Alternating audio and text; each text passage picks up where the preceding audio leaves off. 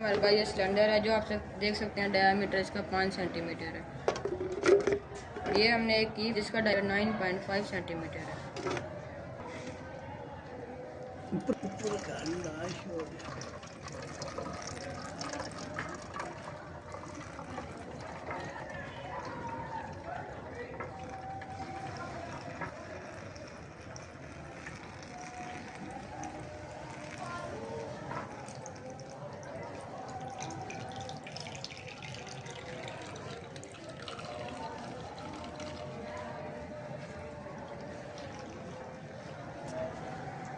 Okay. ये देखें हमने 2 सेंटीमीटर हमने ये बारी हुई देख सकते 2 सेंटीमीटर बारी।